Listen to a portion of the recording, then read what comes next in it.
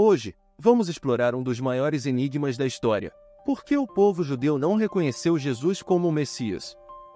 Prepare-se para uma jornada profunda de fé e profecia, revelando mistérios antigos e verdades ocultas que podem mudar sua perspectiva para sempre.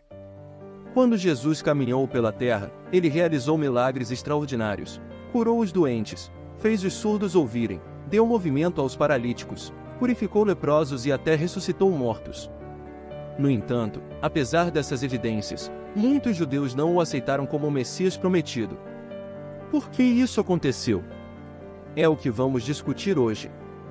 A confusão entre as profecias do Antigo Testamento sobre o primeiro e o segundo advento de Jesus foi um dos motivos cruciais que levaram os judeus a não reconhecerem Jesus como o Messias. Muitas profecias messiânicas foram cumpridas por Jesus em sua primeira vinda. Por exemplo, Isaías descreveu o caráter do Messias em seu capítulo 11, Miqueias 5:2 previu o local de nascimento do Messias, Isaías 53 detalhou seus sofrimentos e morte, e Daniel capítulo 9 versículo 24-27 previu o tempo exato de sua chegada. No entanto, havia outras profecias que Jesus não cumpriu em sua primeira vinda, como a restauração do reino a Israel e o estabelecimento de um reinado pacífico e justo na terra.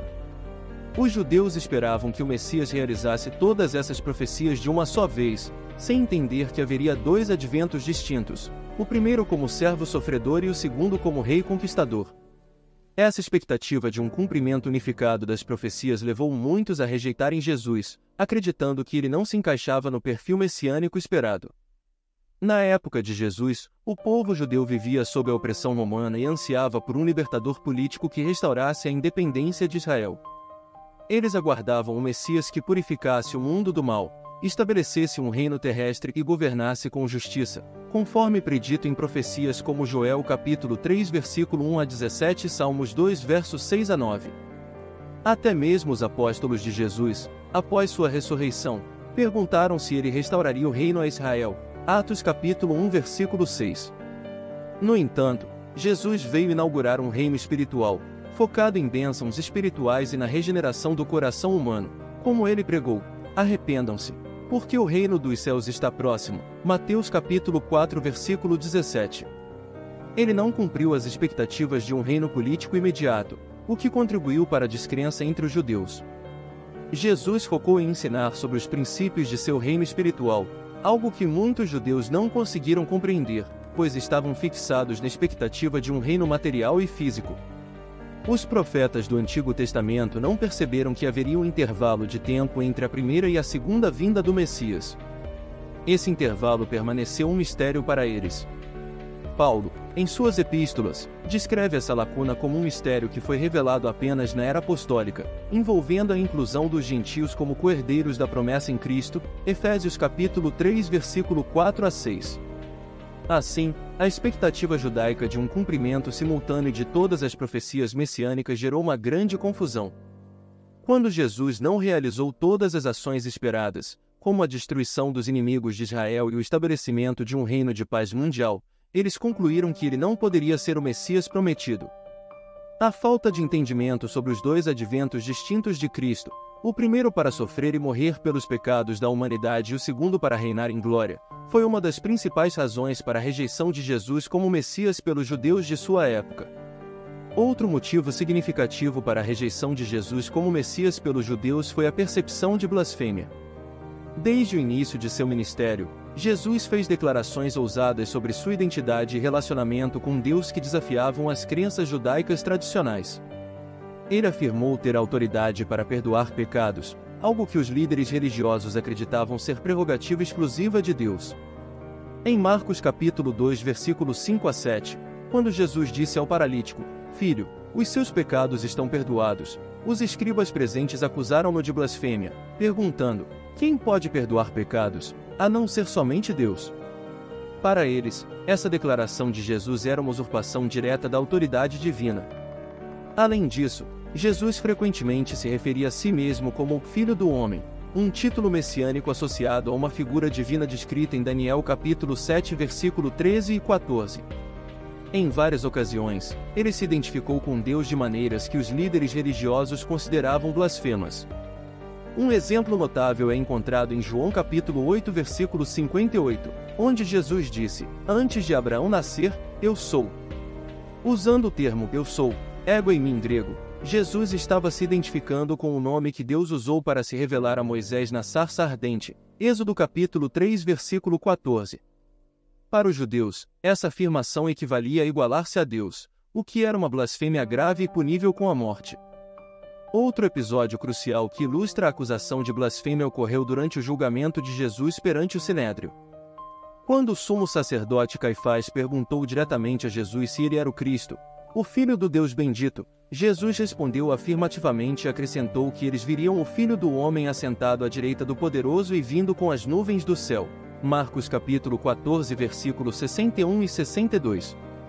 Essa resposta foi considerada uma blasfêmia intolerável, levando Caifás a rasgar suas vestes em sinal de indignação e a declarar que não havia mais necessidade de testemunhas adicionais. O Sinédrio então condenou Jesus à morte com base nessa acusação de blasfêmia. A percepção de blasfêmia não se limitava às declarações de Jesus, mas também incluía suas ações.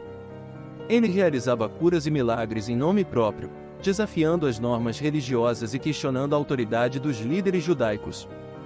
Sua atitude em relação às leis sabáticas, curando no sábado e ensinando que o Filho do Homem é Senhor do sábado, Mateus capítulo 12, versículo 8, irritou ainda mais os fariseus e escribas, que viam suas ações como uma afronta direta à lei de Moisés.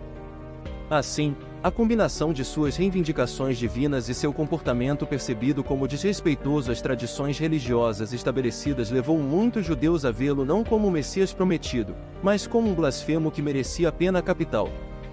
O terceiro motivo que levou os líderes religiosos judeus a rejeitarem Jesus como Messias foi o desafio que ele representava às tradições religiosas estabelecidas.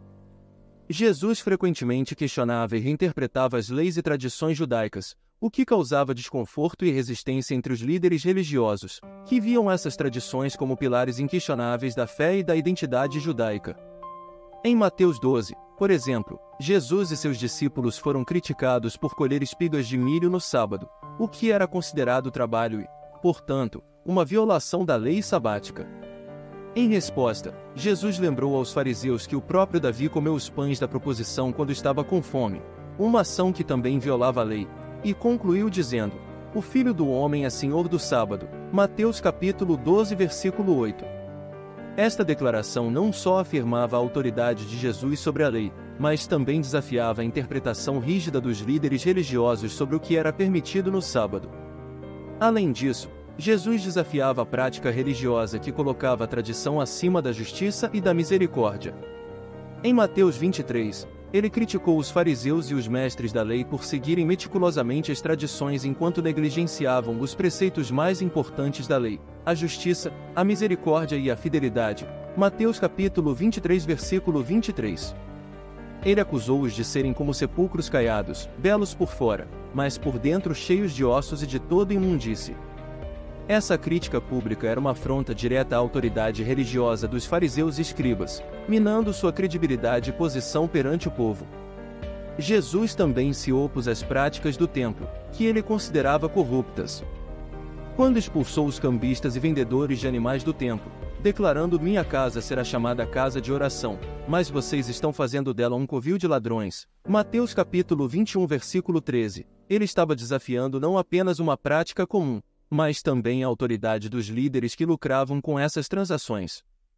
Outro exemplo significativo de como Jesus desafiou as tradições religiosas foi seu ensino sobre a pureza. Em Marcos 7, ele declarou que não é o que entra na boca do homem que o torna impuro, mas o que sai da boca, pois procede do coração. Isso foi um desafio direto às leis alimentares e de pureza que eram centrais para a identidade judaica. Para os líderes religiosos, essas leis eram fundamentais para manter a separação entre o povo judeu e as nações gentias, preservando assim a santidade do povo de Deus. A mensagem de Jesus, que enfatizava a pureza interior em vez da conformidade externa, ameaçava essa distinção e, consequentemente, a estrutura social e religiosa estabelecida. Dessa forma, ao desafiar diretamente as tradições religiosas, Jesus colocou-se em oposição aos líderes que viam suas interpretações da lei como essenciais para a manutenção da ordem e da identidade judaica.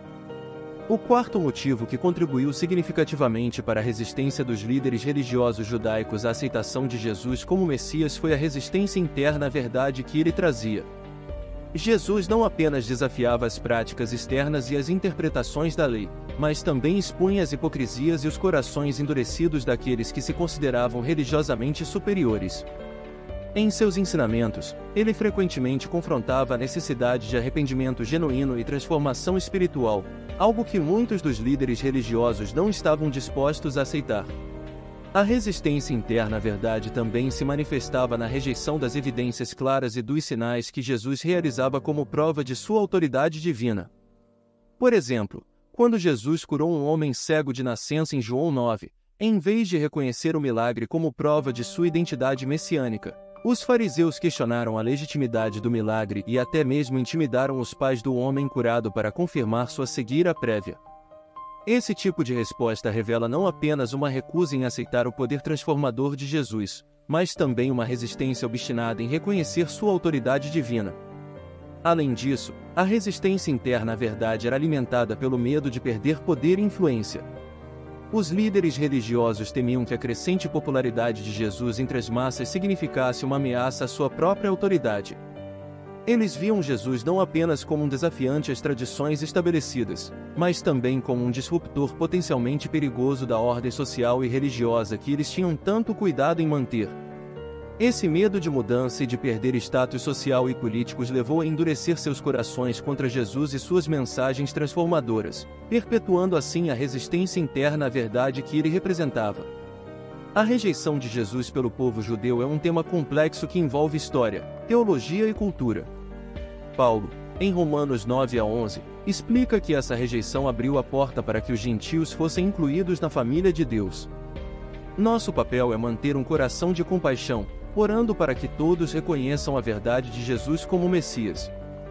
Se você achou este vídeo valioso, inscreva-se no canal, ative as notificações e compartilhe suas opiniões nos comentários. Junte-se a nós em nossa missão de iluminar mentes e corações, trazendo à luz questões profundas de fé e vida. Até o próximo vídeo.